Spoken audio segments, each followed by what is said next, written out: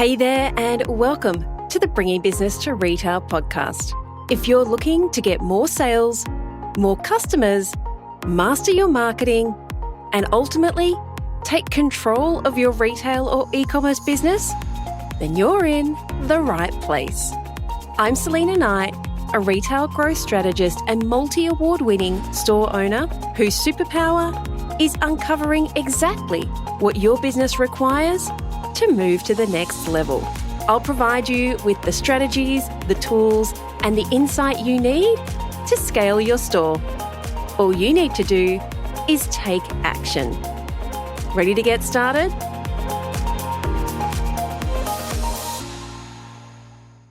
Hey there, and welcome to the Bringing Business to Retail podcast. Now, just before I jumped on to record this podcast with Michael, I'll admit I did some online shopping. Yes, if you follow me for a while, you know that my favorite Australian designer just released a brand new print, but I haven't pressed the buy button yet not because I don't want it, because I can't decide, do I want the knee-length dress or do I want the maxi dress or do I want them both? And like you, and probably like your customers, I'm sitting here trying to justify. Once upon a time, I would have bought both. And if you come into my wardrobe, you will see I have the short and the long version of many of her dresses. But just like you, I'm being a little bit more critical, I guess, of where I'm spending my money. Not that I don't have money to spend, but I'm thinking twice about where I have to spend my money. So today on the show, we're going to have a good old chinwag, as we say here in Australia. Michael and I are going to talk about, are there people out there shopping? And if they are, how do we find them? So welcome to the show, Michael. Hi. So glad to be here. Thanks for having me. Look, before we even jump in, before we started this conversation, you and I both were talking about working out at the gym. So clearly you and I are still spending money in the things that we value. So before we jump into the conversation, I just kind of wanted to point that out. Maybe you should introduce yourself, because I'm ready. We've been talking for 10 minutes before we got on, so I'm ready to continue the conversation. But the people who are listening haven't heard all the intro stuff. So tell the lovely listeners who you are, and then let's talk about why you and I are spending money at the gym. Sure, that sounds good. So for the better part of the last decade, I've been building a digital marketing agency here in Australia. It was called Yogurt, or is called Yogurt. I say in past tense because I exited the business last year. We built it into a team of about 35 staff in 3 countries. And we worked with a lot of e-commerce clients, everyone from Converse to Adairs, to some non-e-commerce clients like the NRL, P&O Cruises, ANZ Bank. So we've worked with quite a mishmash of different types of clients in different industries. And a lot of what we did was around performance marketing. So covering SEO, content marketing, Google Ads and paid social, and also UX and conversion optimization. So very much about how do we attract customers and then convert them. So this is an area that I've been spending a lot of time on, both pre-COVID, during COVID, and post-COVID. So yeah, really excited for this topic. And that's, I guess, that range of product and client base, like someone like ANZ, which is a bank here, one of the big 4 banks here in Australia. That's a service most people need. And you kind of think, okay, you got a choice of banks. Realistically, do they need to do an awful lot of marketing, or do they need to attract, like they're not out necessarily attracting high net worth customers, whereas some of the other brands that you work with are. And sort of, I guess, conversely, Converse, they're kind of that mid-tier bracket, aren't they? They're not your luxury kicks that are out there costing $2,000, but they're also not the things that you buy at Target for 20. Oh, do they even have like that? Do they have a low price point like that? $29 or something? No? Not really. I think that their kids' shoes are probably more expensive than that. But I mean, ANZ Bank is not like an aspirational brand, no, right? No. People, it's a practical brand. It's something that you have to have. It's something you have to engage with, even if you don't want to. The alternative is keeping money in your mattress, which is just like not recommended with inflation as it is. So, ANZ Bank are reasonably protected. Their biggest concerns are everyone running to the bank and trying to withdraw money at the same time. Like that's their biggest concern. Someone like Converse, their biggest concern is that it's actually not a critical item. There's no reason for somebody to buy it now if they are struggling to make ends meet versus buying it in 2 or 3 years from now when thing when their personal financial circumstances have changed. So how do they convince someone to buy a pair of shoes that they don't need right now? They could probably get their existing kicks to last an extra 6 months. And also, there's a lot of competition in, say, look, let's be honest, any market, but especially in that fashion, beauty, like all those not necessarily fast-moving consumer goods, but the things that the markets are saturated in. So your fashion, your shoes, your jewelry, your beauty, your skincare, homewares, those sorts of things. There's so many people out there selling it that you need to be able to stand out. But let's go back to the conversation, which is, why are you still spending money to go to the gym? I'd love to hear your thoughts.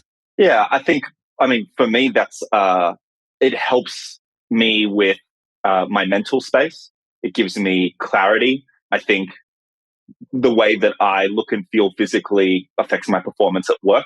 It affects the way that I am in my relationship. And so it's a really critical thing for me, because I think that it makes me feel good about me. And when I feel good about me, I am better in all of the other aspects of my life. And so that doesn't feel like a sunk cost. That feels like an investment. It feels like an investment in my career. It feels like an investment in my relationship, an investment in myself. And so I don't really think twice about spending that money. Whereas other things are perhaps more things that I like to spend money on, but don't necessarily, or might also make me feel good in that moment, but don't necessarily have the long-term benefits. I think for me, also going to the gym is important. I became a dad late last year. And so there's also the aspect of me wanting to be healthy so that I live a long time, and get to see grandkids and all that kind of stuff. So there's that like little element that makes a difference as well now. Oh, congratulations on your Thank beautiful, was it a son? Daughter. Daughter. Well, got 50% chance. and I'm very similar. To me, it is, we talked about the fact that for me, I'm really lucky. My gym is a 3-minute drive away. So I can do a class, or if I'm feeling really stressed out, I can just go and go up for half an hour and come home, and my work day is not impacted. I would love to know for you, given that we both feel that this is a critical part, like a critical investment in our lives, what would be the motivator that would be the point where you left? Like, is it if they increase the price 10%, 20%, 30%, 40%, 50%, 100%? Like, we didn't. This is just a conversation, guys. I have no questions for Michael. So if he takes a moment to reply, it's because we're just literally going off the cuff here.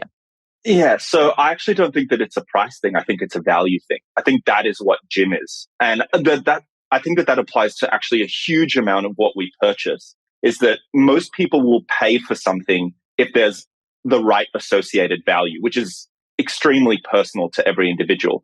For example, some people might be willing to pay $100 a month to go to a gym, or even $500 a month to go to a gym that is maybe more exclusive, but has a sauna and a pool and an on-site physio who does dry needling and cupping and remedial massage, and that has more advanced equipment and the best trainers. Maybe there's some people out there who are willing to pay for that because that value proposition is strong enough to warrant the extra money. I'm guessing that's not you, though. No, it's not, because a lot of those things, I am the type of person where if I need something, I'll go and find an expert, and I don't need an all-in-one solution. I'm happy to go and find the niche experts and everything for what I need at any given point in time. But I think for a lot of people, a gym is 4 walls with equipment in it.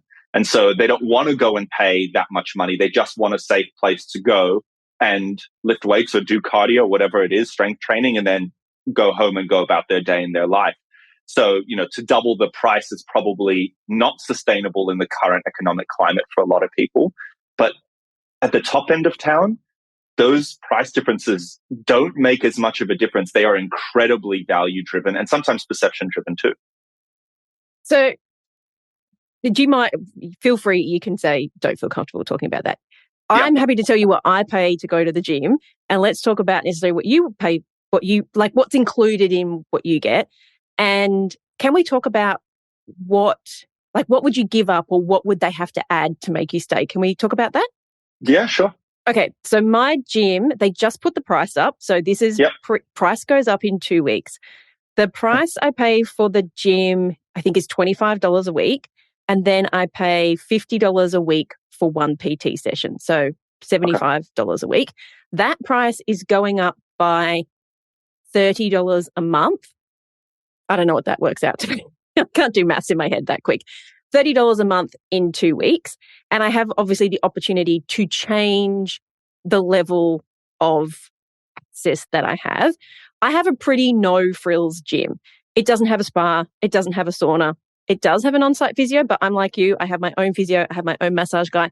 Does have personal trainer. If that personal trainer left, I would go to. Like, I wouldn't necessarily stay. So for me, the value is in that trainer. Correct. And then probably there's next door is an anytime fitness, which is that, you come and go whenever you like. So no personal trainers.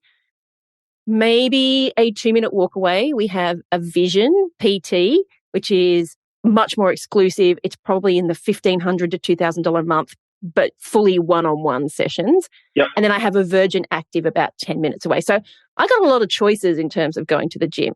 This one, it just kind of works for me, mainly because of the trainer. Like, as I said, if she left, I would decide whether I would probably just go to Anytime Fitness, where I can just come and go when I want. It's maybe like $18 a week. So down from my 25. Yeah, I would, that would be to me the value, is that customer experience. It's pretty, it's a pretty boring gym. They're putting some paint in, but the equipment's not brand new. There's not the extensity, that's such a made up word. There's not the range of classes that there was pre-COVID. And I can't make a lot of those classes now because they're just not at times that work for me. So yeah, for me, my value driver would be, if that one critical person left, I potentially would go to. So what is your value driver for going to the gym? Isn't that so true of so many businesses, though, that there's just one person there that like really builds loyalty? Or one product, or just one crucial component. It doesn't even have to be a person, right? It could be a thing. It could be the emails. It could be how quick you get shipping out. It could be your customer service, but it's that one crucial thing that if it breaks, that's it. Yeah. And most businesses don't know what that one thing is. And so true and so scary. They haven't spent the time on that. I can't tell you how many businesses I've worked with, and I will come back and answer your question, but I will just say anecdotally, like, I can't tell you how many businesses I've worked with that don't know their numbers and don't know their customers. Or they think that they know their customers, but then when you ask them for the data that supports what they're telling you, they're like, oh no, I've just been in this business for a long time. Yeah, or I just know. I've been in finance for 20 years. It's just someone like me. And you're like, well, it just feels like, the term hippo, highest paid person's opinion, like it just has that kind of element to it. You're like, that's actually just not going to cut it in today's marketing environment. But to answer your question, so at my old gym, I was probably paying maybe like $40, $50 a week. Mm-hmm. And then on top of that, I was doing 2 kickboxing classes a week with at a Muay Thai gym. And that was about $70 a class, one-on-one. So I was spending a fair amount on physical fitness for myself. But again, what it gave me in terms of stress relief, reducing anxiety, mental clarity, like actually using my brain as well as the physical activity at the same time. I'm a strategist by trade. And so even when my physical activity, I need strategy. But that for me was money really well spent. And so my primary drivers were, number one, the coach is someone that I'd been going to for a few years. And so in terms of the kickboxing. And so those classes I could see my own progression in terms of my skill level and my ability, which being a competitive person, having the gamified component was really valuable. But in terms of the gym, there's not a lot of value that I get out of the gym apart from the 4 walls. So I usually just pick the gym that is closest. And even if it is a little bit more expensive, if I can walk over drive, I'm there. And so my primary driver is actually distance and having to spend less time commuting and traveling to and from. And I'm willing to pay a little bit more every week, because if I calculate my hourly rate in terms of what I do for work, and then I apply how much extra time I have to spend traveling versus what I could be working with clients, it makes much more sense for me to pay a little bit extra, but be a lot closer.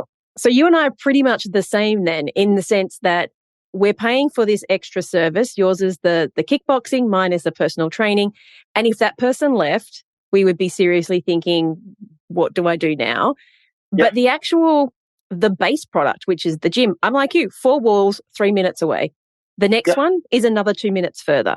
The next one is, then we get into a monetary thing. We go from $25 a week, which is what, $100 a month-ish, to $1,500 a month. And I don't need that and I don't want that.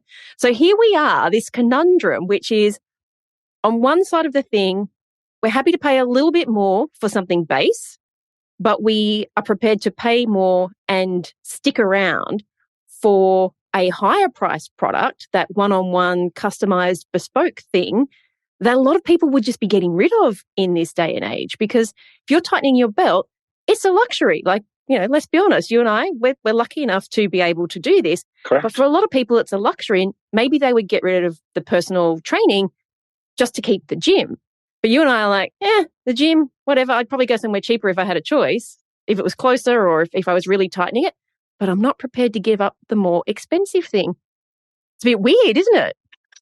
Well, I mean, COVID, I think, really changed up, especially for gyms, changed so much. If you remember Fitness First, for a long time, you would read news articles about like what they were doing in terms of keeping people in on contracts and the exit fees and all of that type of shenanigans. All of that is gone now. Gone. Right? All gyms are just month to month, cancel anytime, no problems, because they're just grateful that people are like back and showing up and giving them money.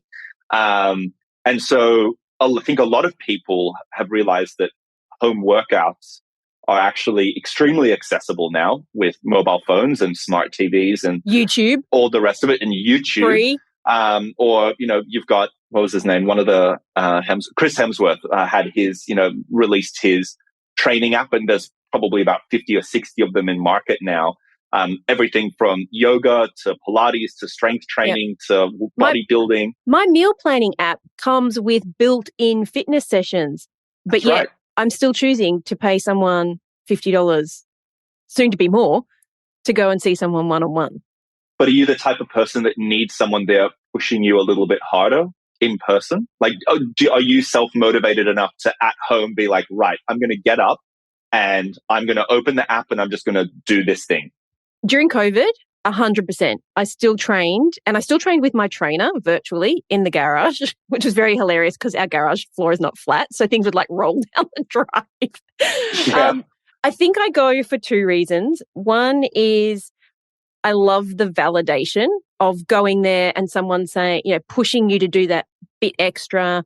And, sometimes I'll do 10 of something. She'll be like, it's not 10 today, it's 12, baby. Like, get it going or get a stronger weight. So I'm an extrovert. I get my energy from people. So just being around people and having that conversation energizes me, which is why I like going to the gym in the first place.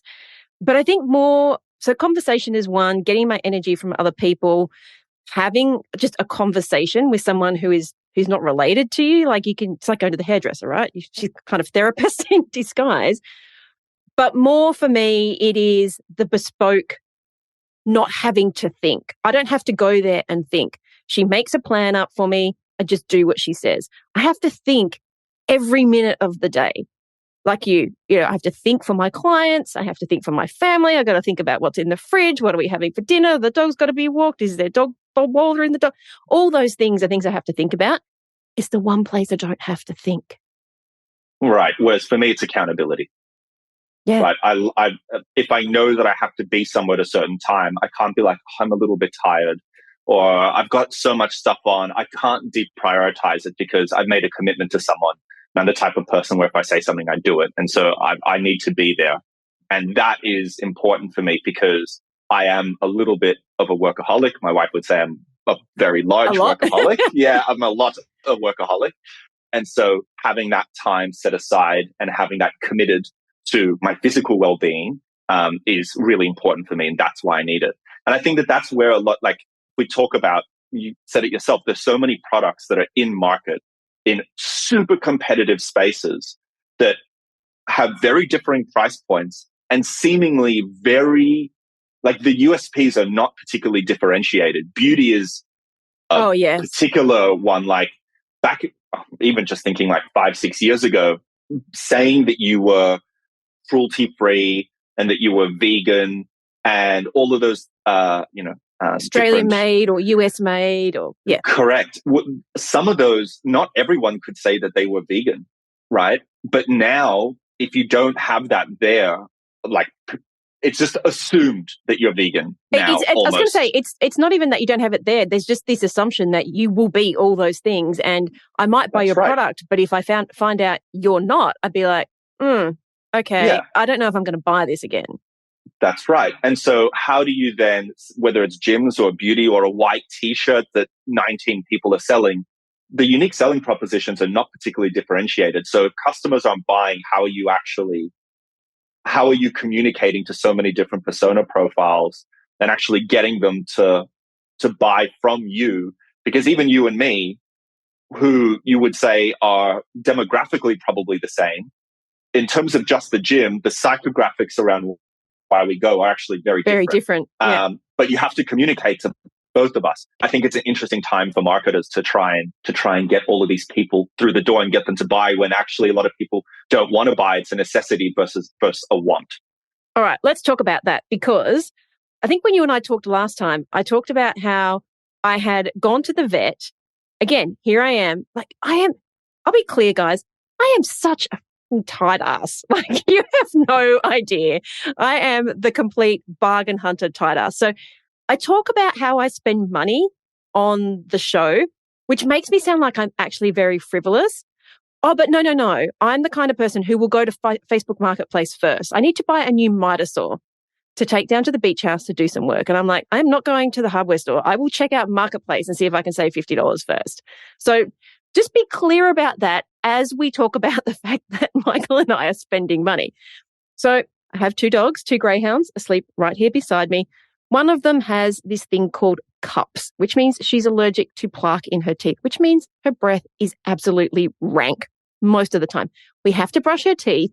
And then I was at the vet's the other day, and the lady at the counter said, oh, we just got this new stuff in. You just put it in the water that they drink, and apparently it's amazing. And it probably would help with her. And so I was like, oh, how much is it? It's $27. Oh, all right, give it a go. Yeah, whatever. I trust the vet. To be fair, the vet didn't actually know if it worked. Anyway, that stuff is amazing. Like, I can't even tell you what it's called, but it's so amazing that the minute we stop using it, the dog's breath absolutely gets disgusting. But the point here being, I went back to the vets to get, long story short, long story long, I went back to the vets to get the next bottle because we'd run out. And I had to fight through 3 cafes of tables on the street to get to the vets. The cafes in this little beachside suburb were absolutely heaving. There were queues waiting to get in the door. Every table was full. It was a Saturday. Let's be honest, it was a bit of a hipster place. No one's walking out of that cafe for less than $30 a head, probably $50. And yet the places were rammed. Who's spending money right now? Who do you think? Like, we're not economists. We're just talking about, we know people, we know our customers. Who's spending money, and why are some people out there dropping $80 to $150 for husband and wife to go to breakfast on a Saturday morning? Yeah, so I think there's different groups that spend money in different ways. So, for example, at the very top end of town, when you talk about the wealthiest Australians, a lot of high-end brands, whether that be fashion or jewelry or cars, are out of product. They actually can't get enough products into Australia. You can't get a new car. Like, no, 2-year wait, my sister, for a new Land Cruiser. Yeah, Lamborghini is out of cars until 2024, 2025. Porsche is now... I heard a story that one of the Porsche dealerships in Australia sold one of their 911 turbos, which for anyone who isn't into cars is an extremely expensive car. You're probably talking about like a $500,000 car. And they are now paying that customer to leave the car on the showroom floor because there's no other stock. And in order for them to be able to continue to sell it, they need to be able to show something. And so it was like their last one for the next 18 months to 2 years. And so they're so out of even their higher end cars. So people are still spending money. You can't get a Rolex. Right? I'm in a business networking group, and people are have been asking for the last 2 years to get on the wait list to buy a Rolex. And we're talking like starting baseline $20K bloody watch. Well, secondhand Rolex is now more expensive than new Rolex. So if you want a Rolex that's called a Hulk, it's a green one, they stopped making them. The secondhand ones are now almost double the price of a brand new one because, well, you can't even get the brand new ones anymore. But when you could, they were almost double the price because people just loved them and there was a shortage in market. So during COVID, actually, those prices went even further up. When they started dropping is actually when crypto collapsed, and a lot of the people that needed to, I'm not even joking, watches started flooding the market because people needed to start offsetting some of their losses. Liquidating. So yeah. So at the top end of town, there's a lot of people who are still spending a lot of money because they have the money to spend. They're probably more educated in terms of financially investments, where to put their money, how to make money. They've got more to play with, and so money makes money. They got a buffer. And they've got a buffer. Correct. That's correct. They have assets to sell down and to protect themselves. There's a safety net there. Once you start moving into middle class, the spending habits change quite a lot. There are, because you've got upper middle class, lower middle class, and middle class. At lower middle class, especially what's happening with what we're seeing with interest rates now, their purse strings are tightening a lot. Yeah.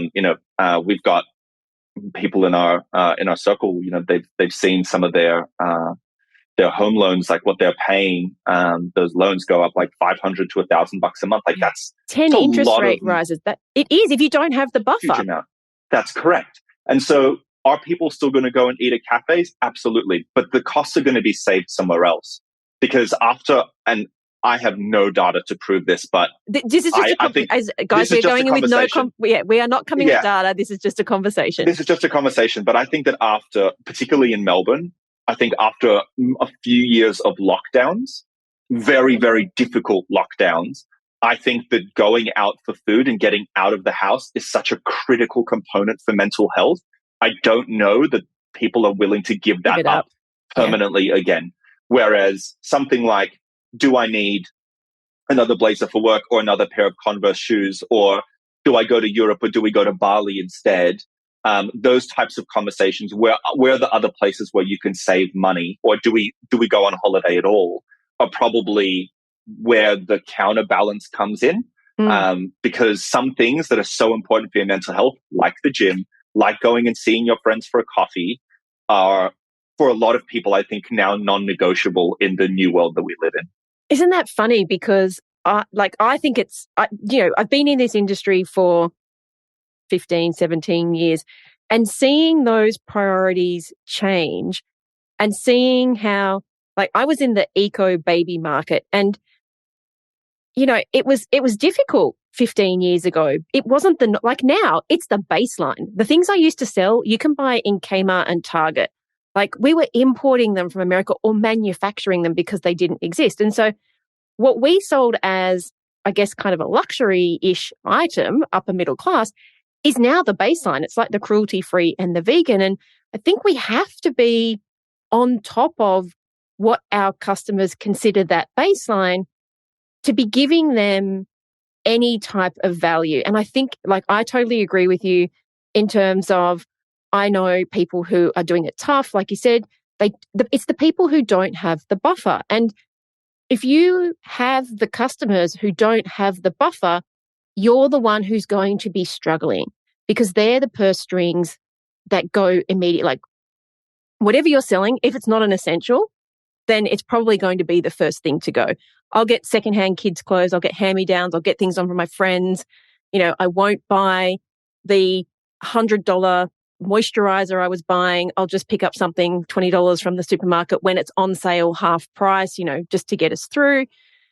We're not even talking I'm not buying moisturizer. We're talking that kind of middle class, which is making those valuable decisions of where. But have you ever heard of the lipstick effect? I don't know. I don't know if it's a thing or if I heard this or if I just made it up. So I think I heard this on a podcast somewhere, and it was called the lipstick effect. Let me explain it to you, which is it's kind of the summary is, or the theory is, when people are tightening their belts, they will have a thing that they like to indulge in. And so for women, it might be something like lipstick.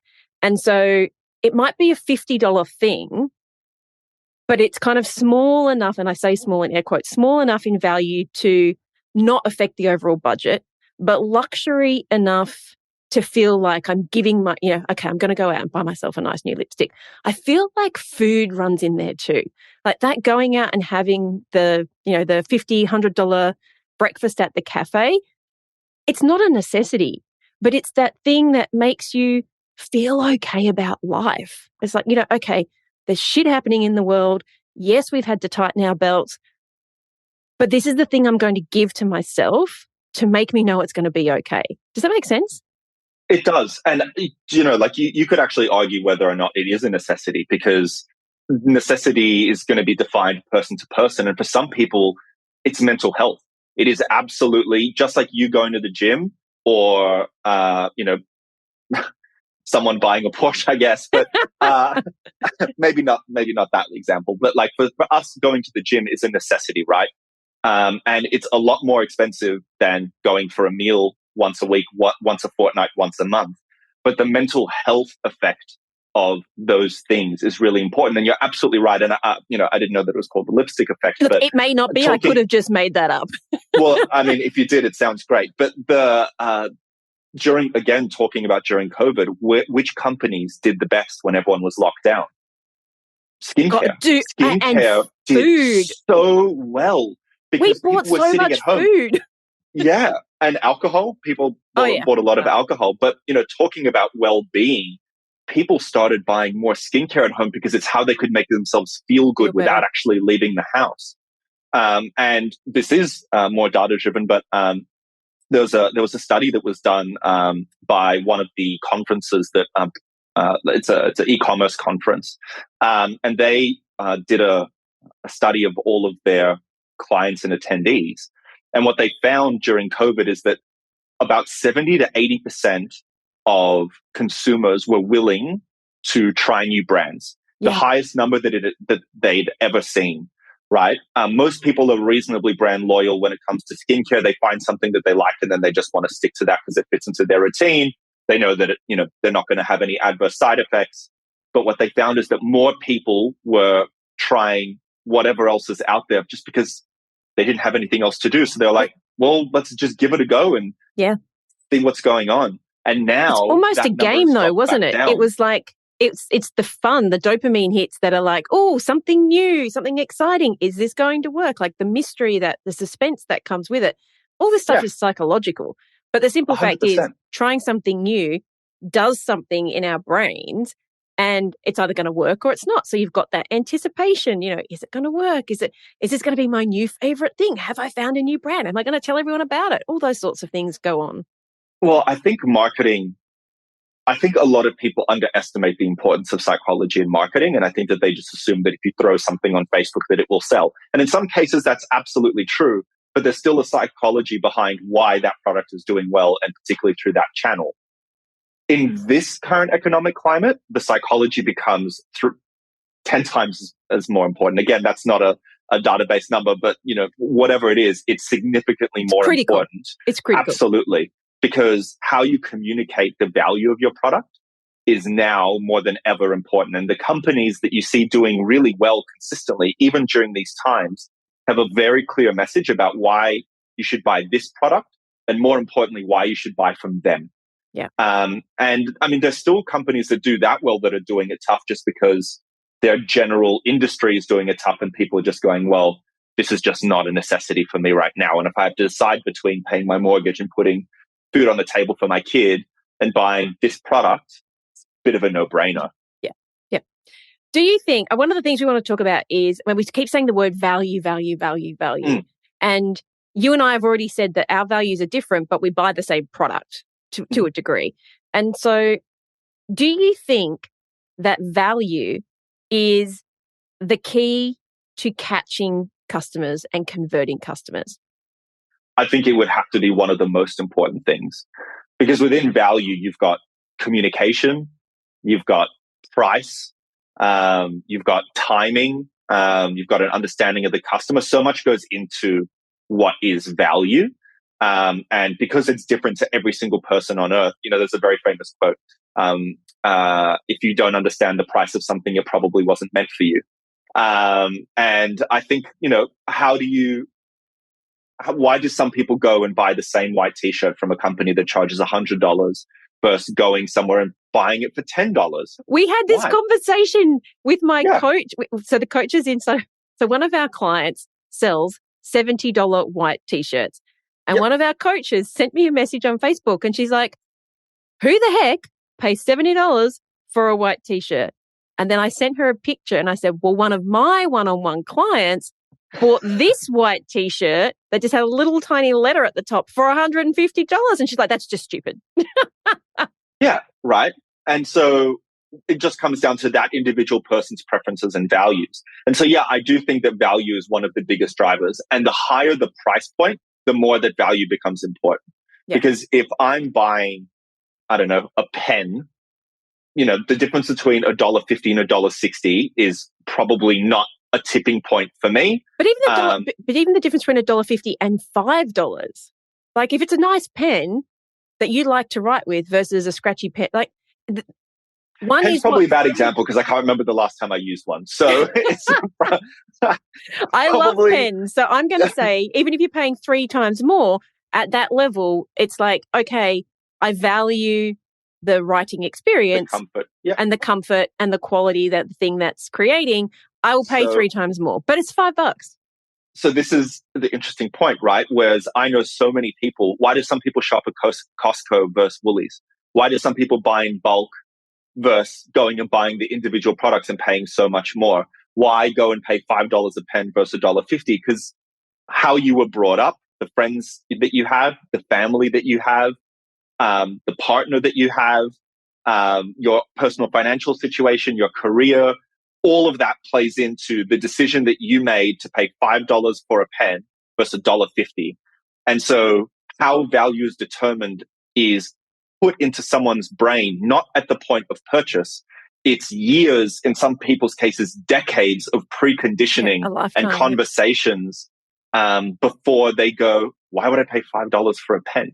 Yeah. So I'm going to jump in. How do you work out a customer's value? I ask them.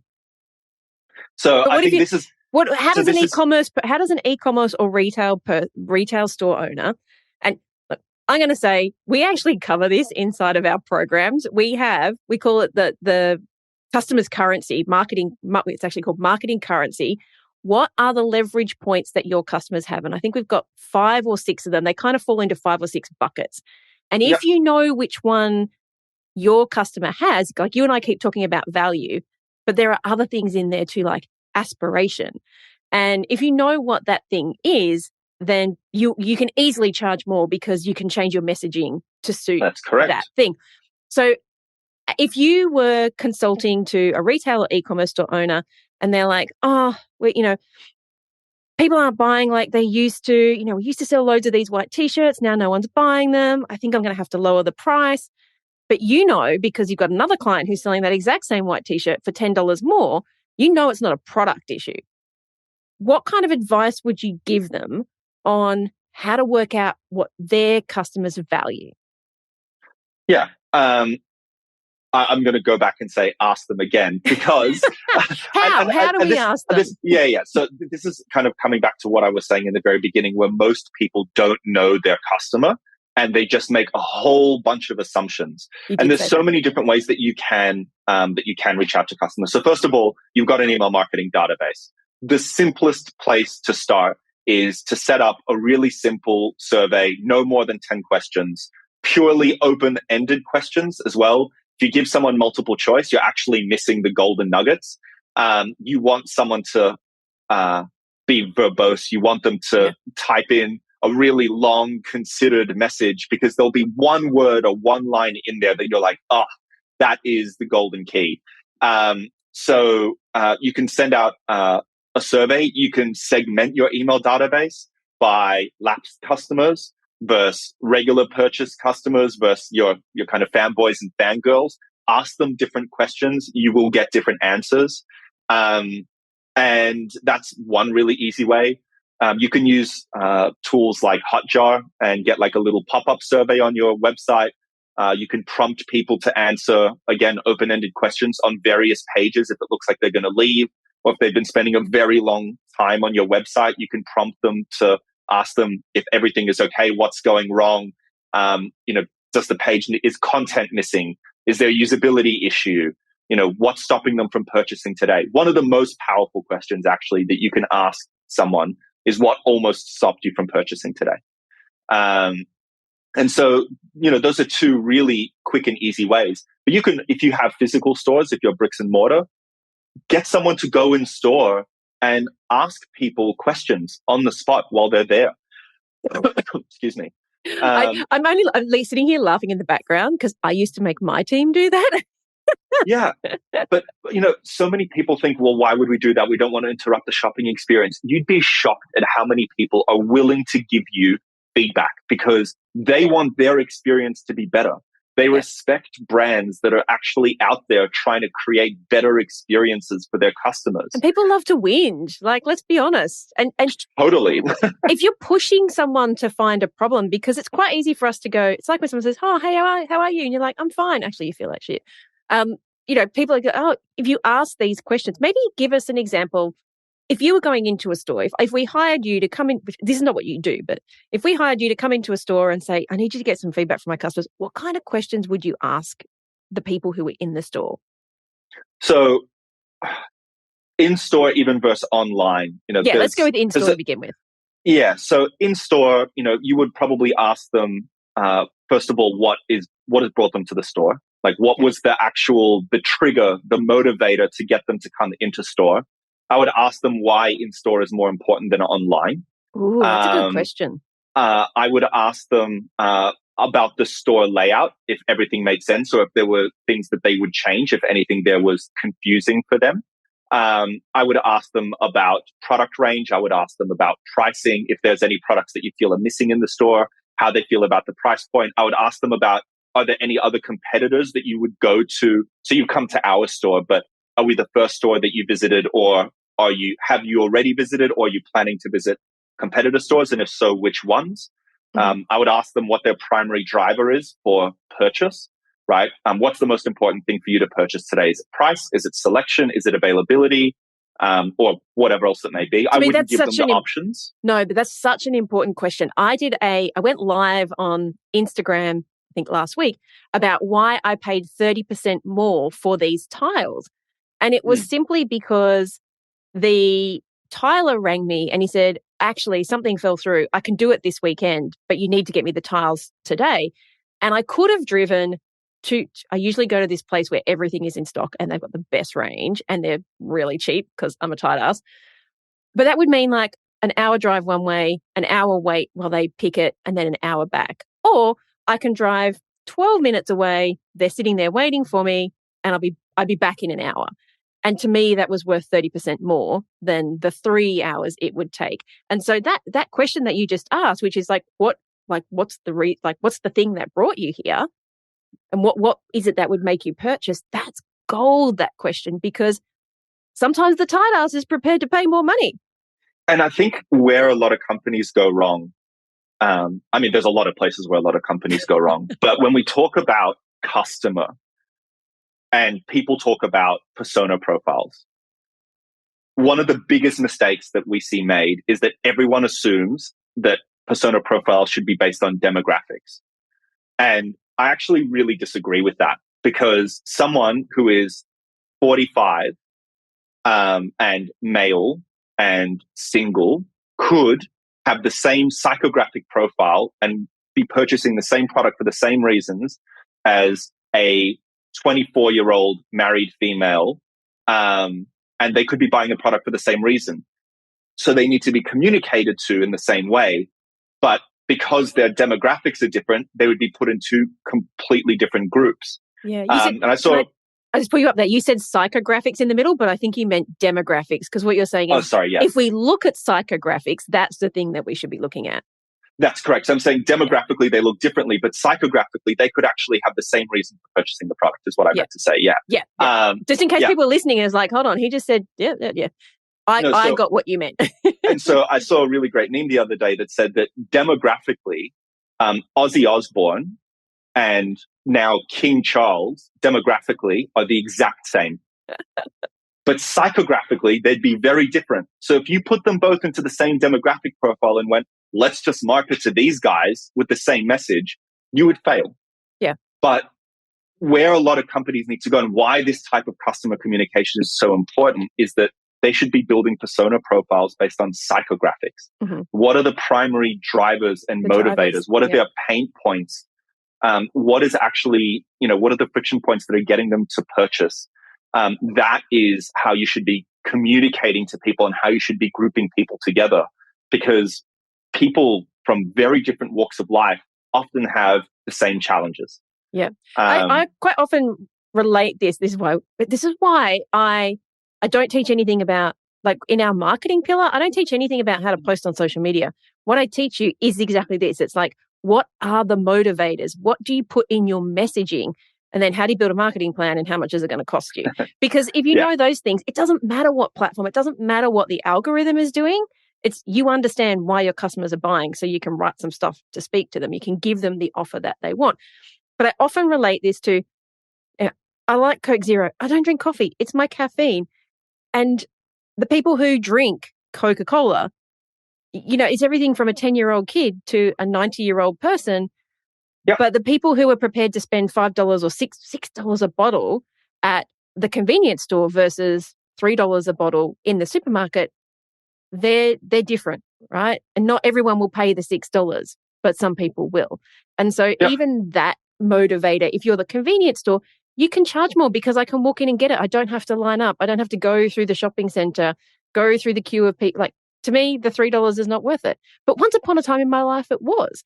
So knowing that not letting our own biases get in the way, which, do you see that a lot? Like we go, well, I wouldn't pay for that. So no one else is going to pay for that. Well, this is like, been saying this for a very long time now. It's a rehearsed statement, but in most decision-making rooms, the voice that is most underrepresented is that of the customer. And in a lot of rooms, it's not represented at all. Yeah. Right. And so, because people do bring their personal biases, and when you're having these conversations, the things to look out for, if you're saying, in my experience, I think, I believe, anything that has those phrases in it, the second that you hear that, you know that you're in trouble. What it should be is, our customers have told us, the data shows, the research has, like all of that type of communication, which needs to start from the top down. It's not a bottom up thing. Leaders need to be the ones that are moving out of the way of, I know everything, I think I'm right, I have the experience, I'm paid the most, therefore do what I say, and get out of the way and actually show some leadership and show that the only voice that should be represented in any room is that of the customer. Every decision should be around, how are we making this better for the customer? I get that the business has goals as well, and they have to be integrated, and you can't do what's best for the customer just, and completely destroy the business. That also doesn't work.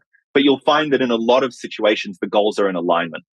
And so psychographics change over time. Your psychographics, you're 100% on the money when you said that $3 now versus that $3 20, 30 years ago changes. Yeah. So you need to keep doing the research and keep doing that level of analysis to stay on top of your customers. But also the baseline, we've said it over and over again. The baseline has changed for selling. What customers expect as the minimum is so much higher. Like, customers expect that if they buy something, especially in e-commerce, customers expect that they buy something, you're going to ship it the same, if not next day.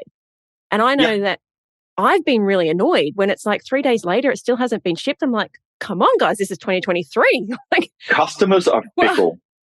Customers are fickle. Like, one of our clients during COVID, during the pandemic, when you couldn't get product, when everyone was overworked, stressed out, whatever else, they were getting complaints because they weren't getting product out fast enough. Like, there was no empathy at all. Like, they didn't care about the fact that businesses were really struggling, couldn't get staff, had to lay people off, struggles with supply chain, profitability was down.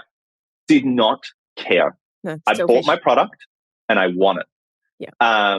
And when you think about how customers operate, if you're if you're selling machinery, people are not going to compare you to other machinery businesses. They're still going to compare you to Qantas and Expedia and Apple and Adore Beauty and whoever else. They're going to just compare you to whatever it is that the best website that they used most recently was. Yep. They don't care that you're in a different industry. They don't care that you're independent even. Like no, it's like, well, this absolutely is not. Yeah, I don't care if you're using a fulfillment house or not. The fact is, I want that thing shipped out like today, and if it's not today, I want it to be tomorrow. Correct. I used this website and the experience was fantastic. Why can't you deliver the same thing? And so if your benchmark is your competitors and your competitors are also not doing that well, you set an extremely low bar that customers neither know about nor care about. And so, I think the customers are fickle. I think that the way that a lot of brands talk internally affects what you see in terms of their external marketing, their strategy, their execution, and as a result of that, their performance. Like, know thy customers, kind of, rule 101. All right. I feel like we have to wrap this up because you and I could talk for a very long time about this. So I'm going to wrap up by saying tight-ass people like myself are still spending money, but I am also extremely grateful that I'm in a position to have the buffer. And, I feel the pinch too, because the people who I'm selling to, they're, retail and e-commerce store owners. And if they're feeling the pinch, they don't have the money to spend. So it flows up. Don't you worry. But I'm still spending money. And to me, and I've said this, I think, since the beginning of time, you have to find a market that isn't where the purse strings aren't so tight when there's an economic crunch. Because I started my first business at the beginning of the GFC. So I went within a baptism of fire, and I quickly worked out that I needed that upper middle class because the things I was selling were value driven and you couldn't buy them anywhere else. So I could charge that little bit more, but they had the money to spend. And look, I don't even know how to operate in the Louis Vuitton section because those people, I grew up dirt poor, so I don't even know what those people are thinking. The idea of a $10,000 handbag doesn't go into my head. So I think for me, it is just about picking a market that isn't going to be hamstrung when things get a little bit tighter. So to me, that's one of the biggest ways that you can ensure that you continue to stay in business when things get a little bit tough and you can continue to catch those customers. And if you are using the words affordable or value in your USP, then you are probably really feeling the pinch right now. Yeah.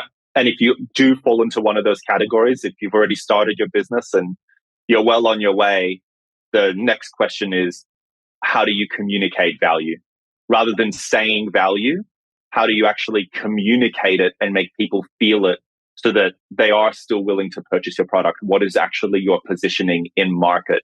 Yeah. Because there's a lot of companies out there that they're already knee deep into this. So you can't go and start a new business. So what do you do with the one that you've got? And value doesn't mean cheap. Like I think we've told everybody here today, value does not mean cheap. No, it just means go and speak to your customers and find out what's important to them and then do that. I think that is the perfect wrap-up sentence, Michael. Thank you so much. If people want to hang out with you a little bit more, where can they find you? So my website is currently under construction, but there is a contact form there, so you can reach out to me. It's michaellaps.com. Would love to have a chat to anyone. Do you hang out on LinkedIn, Facebook, I definitely Instagram? hang out on LinkedIn, not so much Facebook, but you can find me on LinkedIn as well. My name is Michael Laps. Anything from like business advisory to marketing strategy, I'm more than happy to have those types of conversations. Awesome. Thank you. Thank you for being such a generous person with your, I'm trying to think of the right word, but a generous person with your opinions, because we've kind of agreed with a lot of things here, but there were some things we didn't agree with in our previous conversation. So I love that you were actually prepared to kind of not just go, I don't like necessarily yes people. Like I like people who like to get in and have a conversation and show their point of view. Yeah. And I really appreciate you bringing me on and letting me say a couple of things. Thanks so much, Michael. Thank you so much. So that's a wrap. I'd love to hear what insight you've gotten from this episode and how you're going to put it into action. If you're a social kind of person, follow me at @TheSelena and make sure to leave a comment and let me know. And if this episode made you think a little bit differently, or gave you some inspiration, or perhaps gave you the kick that you needed to take action, then please take a couple of minutes to leave me a review on your platform of choice. Because the more reviews the show gets, the more independent retail and e-commerce stores just like yours that we can help to scale. And when that happens, it's a win for you, a win for your community, and a win for your customers.